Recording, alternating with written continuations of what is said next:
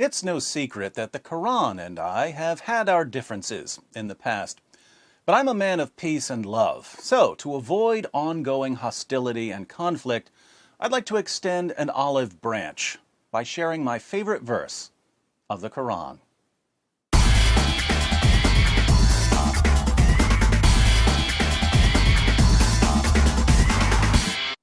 You might think that my favorite Quran verse is the verse I quote most frequently, Surah 9 verse 29, where Allah commands Muslims to violently subjugate Jews and Christians. But this isn't my favorite Quran verse at all. I just quote it a lot to help people understand 14 centuries of jihad. Since Surah 9 verse 29 isn't my favorite Quran verse, you might think that I'm referring to one of the amusing verses I often use to refute common Muslim arguments. For instance, when Muslims claim that the Quran contains scientific miracles, I like to point out that the Quran says that Dhul Qarnayn traveled so far west he found the place where the sun sets, and that the sun sets in a muddy pool, and that stars are missiles that Allah uses to shoot demons to keep them from sneaking into paradise and listening to his secret plans, and that semen is formed between the backbone and the ribs. As helpful as these verses are, however, they're not my favorite. My favorite verse of the Quran is found in Surah 33, Surat al-Ahzab, one of the most freakishly disturbing chapters of the Quran, and that's saying something. What's amazing about Surah 33 is that, as nauseating as it is, we only have about a third of what it originally said. What we have today is what was left after Muhammad's wives and others sanitized it by removing some of the most abominable and sickening parts. Muslim sources show that more than 100 verses of Surah 33 are now missing. In Abu Ubaid's Kitab Fada'il al-Quran, Ayah declares, Surat al-Ahzab, Surah 33, used to be recited in the time of the Prophet with 200 verses, but when Uthman wrote out the codices, he was unable to procure more of it than there is in it today. Surah 33 in today's Quran only has 73 verses, but it originally had around 200. That's a lot of missing verses. And we know what some of these missing verses said. In Sunan ibn Majah, 1944, we read, It was narrated that Ayah said, the verse of stoning and of breastfeeding an adult 10 times was revealed, and the paper was with me under my pillow. When the Messenger of Allah died, we were preoccupied with his death, and a tame sheep came in and ate it. We discussed the verse of breastfeeding an adult 10 times in my Sheepgate video, which I'll link to at the end of this video in case you haven't seen it yet.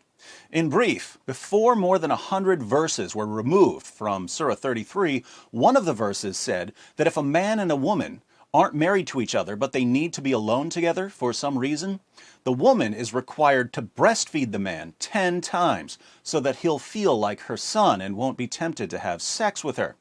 So according to Allah, the proper Islamic way for women to avoid sexually arousing men is to put their breasts into men's mouths this many times. Fortunately, Muhammad's wives had a better understanding of human nature than Allah did, so they conspired to remove that verse and other verses when Muhammad died after he was poisoned to death by a Jewish woman whose family had been slaughtered by Muslims. But in my humble opinion, Muhammad's wives should have taken out the entire chapter. Keep in mind, this is the chapter where Allah gives Muhammad special permission to break the 4-wife limit. Muslims are allowed to marry up to 4 women and girls, but in Surah 33, verse 50, Allah tells Muhammad that he can have as many wives as he wants. How convenient that the man who was receiving the revelations got the most sex partners. This is also the chapter where Allah orders Muhammad to marry the wife of his own adopted son after Muhammad causes the divorce by lusting after her. Since marrying the divorced wife of your own adopted son was frowned upon in 7th century Arabia, Allah decided to abolish adoption in Surah 33, verses 4 to 5. Adoption, of course, is one of the most loving, humane practices in human history, and Allah abolishes it so that Muhammad can have the wife of his own adopted son. Anywho, this utterly detestable chapter is the chapter that contains my favorite Quran verse. My favorite verse of the Quran is Surah 33, verse 53. Surah 33, verse 53 is my favorite verse because it shows beyond any rational doubt what the Quran really is. The historical background of the verse is that Muhammad would sometimes invite people to one of his many houses for dinner, but people would show up early or stay late because they wanted to talk to him and ask him questions. Muhammad didn't want these people hanging around, but he was too shy to tell them that they were annoying him. That's when Allah stepped in and revealed Surah 33, verse 53. O you who believe, enter not the Prophet's houses unless permission is given to you for a meal, and then not so early as to wait for its preparation. But when you are invited, enter, and when you have taken your meal, disperse without sitting for a talk. Verily, such behavior annoys the Prophet, and he is shy of asking you to go. But Allah is not shy of telling you the truth. And when you ask his wives for anything you want, ask them from behind a screen that is purer for your hearts and for their hearts. And it is not right for you that you should annoy Allah's messenger, nor that you should ever marry his wives after him, i.e., after his death. Verily, with Allah, that shall be an enormity. Now, think about this. Muhammad doesn't like people showing up early for dinner or hanging out afterwards. He's a busy man, and Islam's most trusted sources say that he liked to have sex with all 9 of his wives on the same night, as we read in Sahih al-Bukhari, number 5068. Narrated Anas, the Prophet used to go around, have sexual relations with all his wives in one night, and he had 9 wives. Sahih al-Bukhari, number 5215. Narrated Anas bin Malik, the Prophet used to pass by, have sexual relations with all his wives in one night, and at that time he had 9 wives. Sahih al-Bukhari, 268. Narrated Qatada, Anas bin Malik said, the Prophet used to visit all his wives in a round, during the day and night, and they were 11 in number. I asked Anas, had the Prophet the strength for it? Anas replied, we used to say that the Prophet was given the strength of 30 men. And Sa'id said, on the authority of Qatada, that Anas had told him about 9 wives only, not 11. Surah 33, verse 50, gives Muhammad special permission to have more sexual partners than anyone else. And Muhammad wants to go from house to house, having sex with 9 women and girls a night. Now, obviously, if you're trying to have sex with 9 women and girls a night, not counting your slave girls, you don't have a lot of time for chit-chat. But Muhammad's followers want to talk to him, even if it interferes with his sexy time.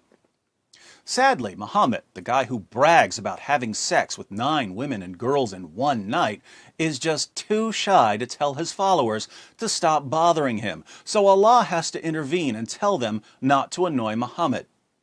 Keep in mind, Muhammad is the one who's receiving these revelations. One day, Muhammad steps out and says, guys, I have a revelation from Allah.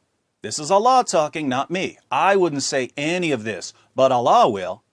Remember just 3 verses ago when Allah gave me and me alone the right to have more sexual partners than any of you gullible stooges? Well, now Allah wants you to stop coming over to my house early, and He wants you to leave as soon as dinner's over.